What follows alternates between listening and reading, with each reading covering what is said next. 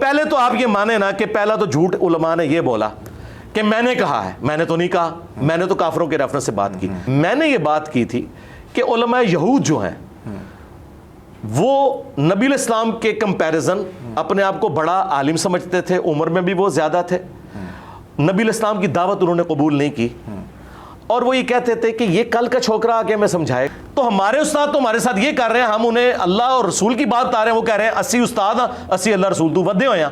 تو پھر ہم کہتے ہیں کہ نبی کے جیسا ہے ہی کوئی نہیں، نکل تو تے شاہی کوئی نہیں.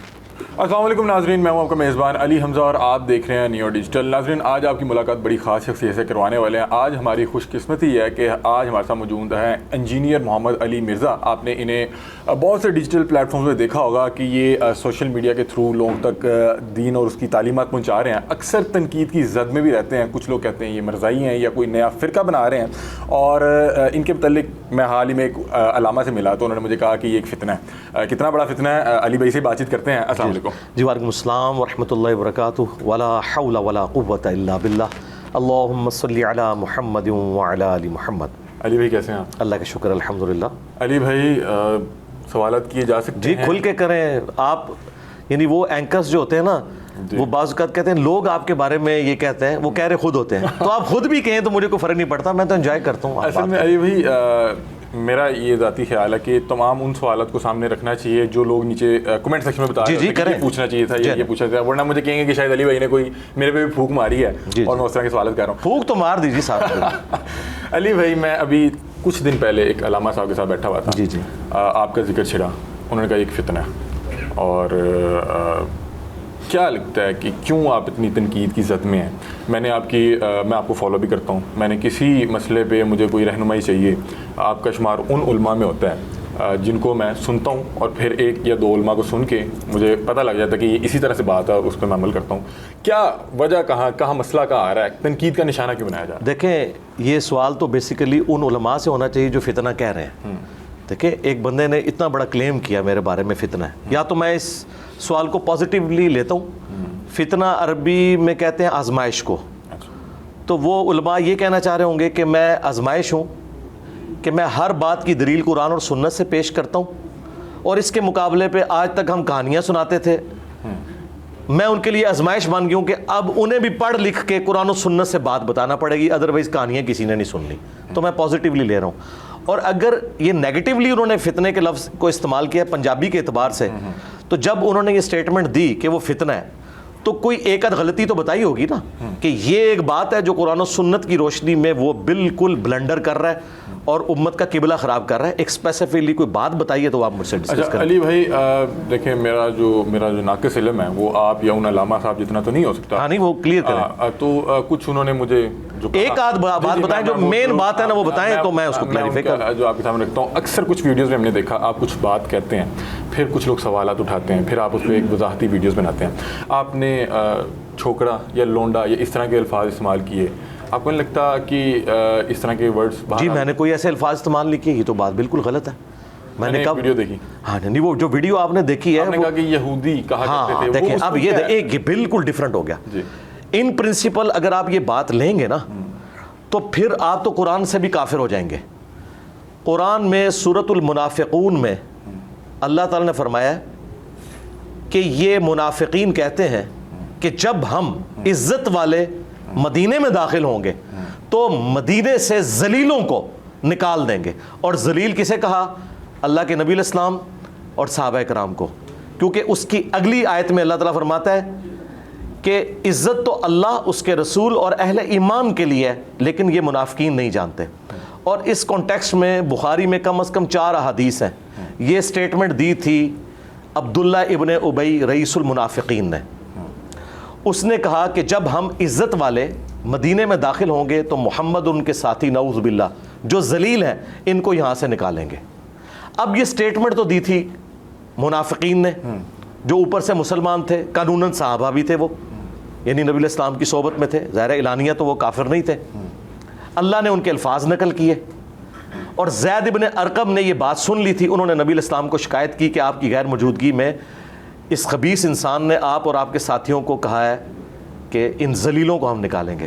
نبی علیہ السلام نے بلا کے عبداللہ ابن ابی سے پوچھا تو اس نے قسم اٹھا کے انکار کر دیا. تو زید ابن ارقم اتنے غمگین ہوئے کہ وہ اپنے گھر میں بیٹھ گئے. اللہ تعالیٰ کو ان پہ اتنا رحم آیا کہ قرآن کی آیات نازل کر دی ان کی سپورٹ میں, زید ابن ارقم کی, کہ زید سچ کہہ رہے ہیں.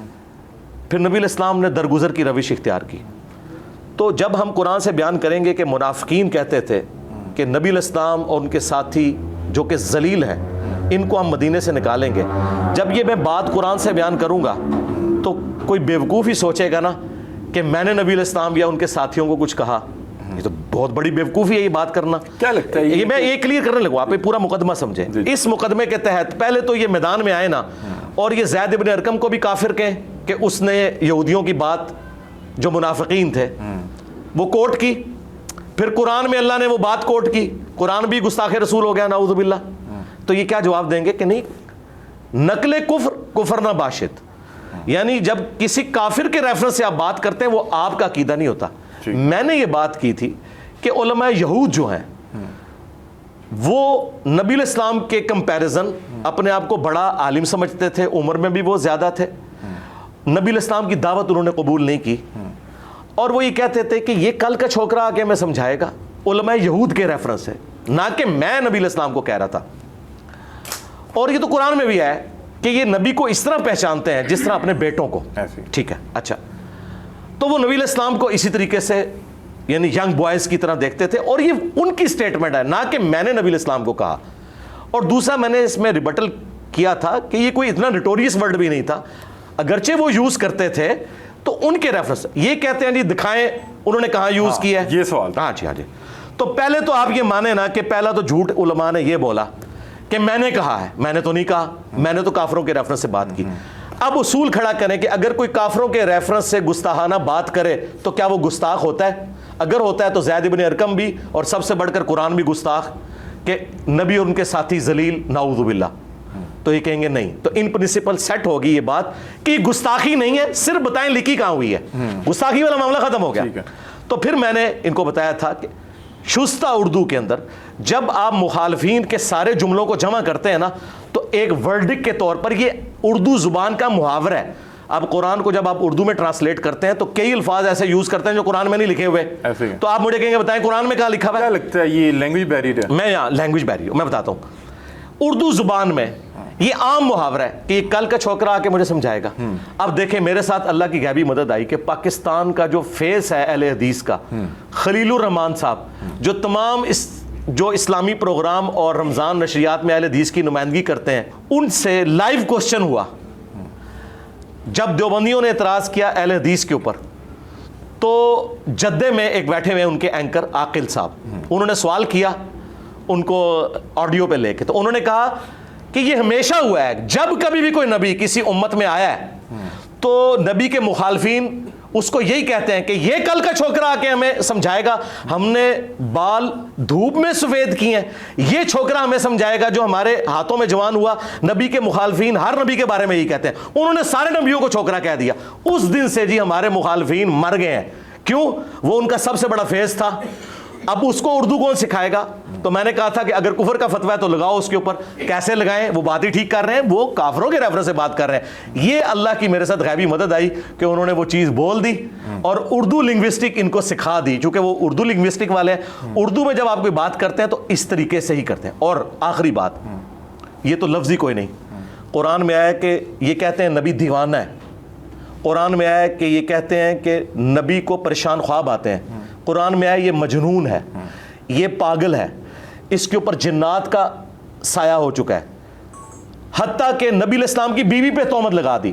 تو جب یہ سارے واقعات ہم بیان کرتے ہیں قرآن سے تو کیا ہم نبی کی توہین کر رہے ہوتے ہیں؟ نہیں, ہم کافروں کے ریفرنس سے بیان کر رہے ہوتے ہیں کہ وہ یہ بکواس کر رہے تھے, ہم تو جواب دینے والے اینڈ پہ بیٹھے ہوتے ہیں. یہی وجہ ہے کہ بعض اوقات ایتھیسٹ کے جو بڑے غلیظ قسم کے کوسچنز ہیں نا وہ میں ایڈریس ہی نہیں کرتا ڈرتے ہوئے, کیونکہ جب میں اس بات کو ریپیٹ کروں گا نا یہ میرے کھاتے میں ڈال کے اس کو کر دیں گے.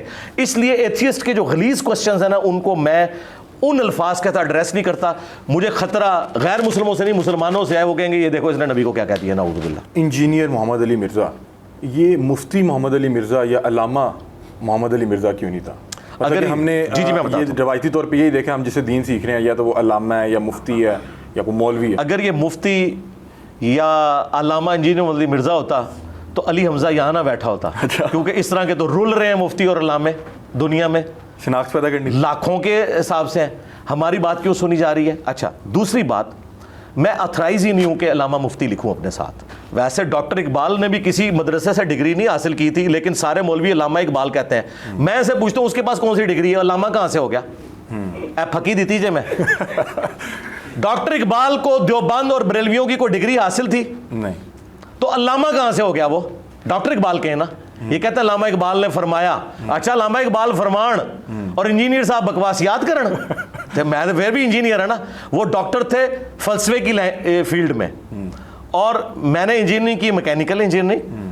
اور اس کے بعد میں جب دین کے میدان میں پبلکلی سامنے ہوں, ویسے تو میں نے بچپن سے ہی دین کا علم حاصل کیا ہے. میں تو میٹرک سے بھی پہلے کتابیں پڑھتا ہوں, اور تمام مکاتب فکر کا میں نے کمپیریٹیو اسٹڈی کرنے کے بعد 2010 میں ریکارڈنگ شروع کی ہے. اس کے پیچھے میری 15-20 سال کی محنت ہے, اور اب یہ بھی آپ اگر ایڈ کریں تو آلموسٹ 25-30 سال کا میرا ایکسپیرینس ہے, اور میں ہر چیز ریفرنس سے بیان کر رہا ہوں. وہ ریفرنس غلط نکلے آپ مجھے پکڑیں. کوئی خاص مومنٹ تھا جس سے آپ کی جو زندگی ہے اس نے اس طرف ٹرن لیا؟ نہیں, میں کوئی اس طرح کا ہے ہی نہیں ہوں نا کہ جس طرح جنید جمشید صاحب تھے, گانا گاتے گاتے اچانک وہ نعتیں پڑھنا شروع ہو گئے. نہیں, میں تو شروع سے ہی اسی فیلڈ میں ہوں.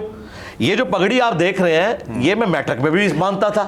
اچھا, نماز میں اس وقت بھی پڑھتا تھا, اعتکاف میں اس وقت بھی بیٹھتا تھا. میں بالغ ہونے سے پہلے 5 وقت کی نماز پڑھتا ہوں.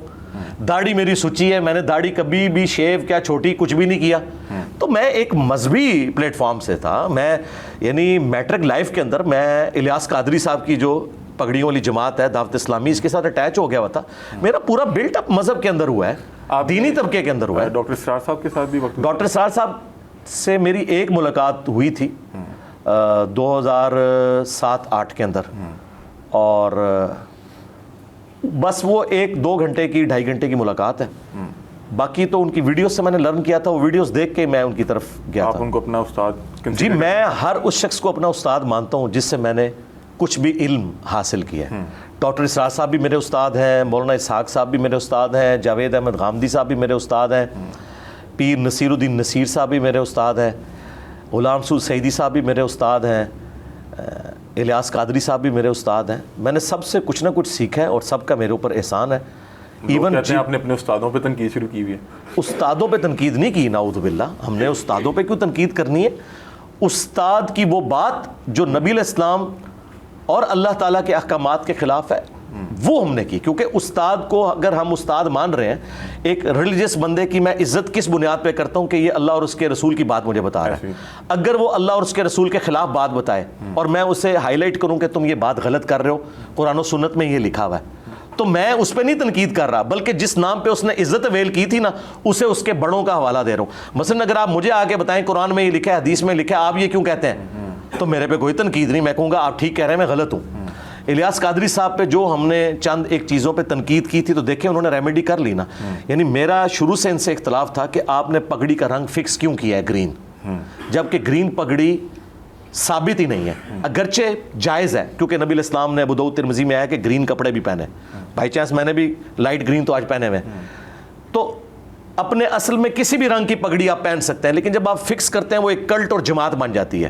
میں دیکھیں کبھی وائٹ پہنتا ہوں, کبھی بلیک پہنتا ہوں, کیونکہ سنت سے یہ دونوں ثابت ہیں. لیکن میں نے اس ربیع الاول میں کم از کم 4 نشستیں 3-3 گھنٹے کی گرین پگڑی میں ریکارڈ کروائی ہیں اس مت کو توڑنے کے لیے.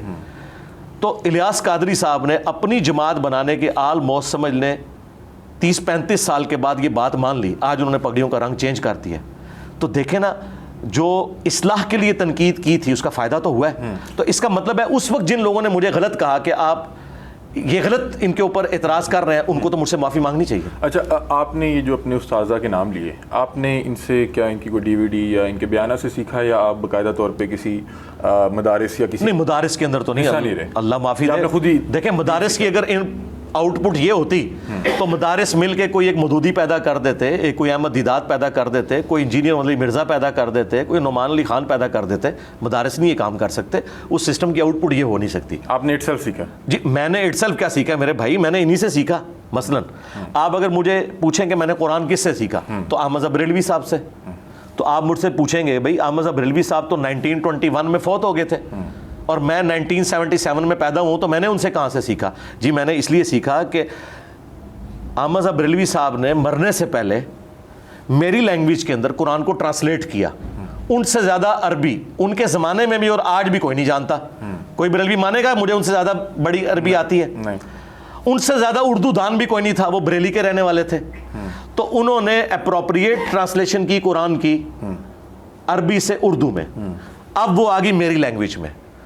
مجھے بس اردو آنا ضروری ہے, تو اردو اللہ کے فضل سے مجھے آتی ہے. جس طرح صحابہ کرام پڑھے لکھے نہیں تھے, لیکن چونکہ عربی ان کی زبان تھی, قرآن جب عربی میں انہیں سنایا گیا انہیں سمجھ آ گئی. تو احمد صاحب بریلوی نے کاروبار کے لیے ترجمہ نہیں کیا, اس لیے کیا تھا کہ میرے مرنے کے 50 سال کے بعد جب انجینئر صاحب پیدا ہوں گے نا تو مجھ سے استفادہ کر سکے. تو میں نے کر لیا الحمدللہ. میں یہاں پہ آپ سے سوال, آپ کی بات سے ہی کہ جو صحابہ کرام تھے عربی جانتے تھے لیکن وہاں پہ ایک استاد بھی موجود تھا. آپ کو لگتا ہے کہ اگر مجھے انگلش آتی ہے تو میں کوئی بھی چیز سیکھ سکتا ہوں بغیر استاد کے, یا استاد بہرحال ضروری؟ یہ مثال جو دو مختلف آپ دے رہے ہیں یہاں ہے. نبی علیہ السلام صحابہ کرام کے استاد تھے, ٹھیک ہے. نبی علیہ السلام جب فوت ہوئے پھر صحابہ کرام کا استاد کون تھا؟ اس وقت استاد کی ضرورت نہیں تھی ان کو. میرا خیال ہے وہ جو سیرت نبی اور آپ صلی اللہ علیہ وسلم کی تعلیمات. بس اس کا مطلب ہے کہ ہمارا استاد فوت ہو چکا, اس کی قبر ہے مدینے میں صلی اللہ علیہ وسلم. اس کے بعد ہمارا استاد وہ ہوگا جو ہمیں یہ بتائے گا کہ اللہ نے کیا فرمایا, اس کے نبی نے کیا فرمایا.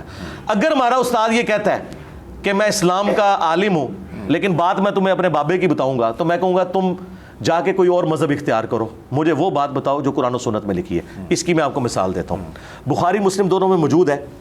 حضرت عمر مسجد نبوی میں تشریف لائے تو آپ نے دیکھا کہ حضرت حسان ابن ثابت حضرت ابو ہریرہ کو نعتیہ اشعار مسجد میں سنا رہے ہیں. اچھا, اب شعر و شاعری کی تو اسلام میں بڑی مذمت ہے, قرآن میں ایک سورت پوری نازل ہوئی ہے سوائے اچھے اشعار کے, لیکن اوورال کوئی پسندیدہ چیز نہیں ہے.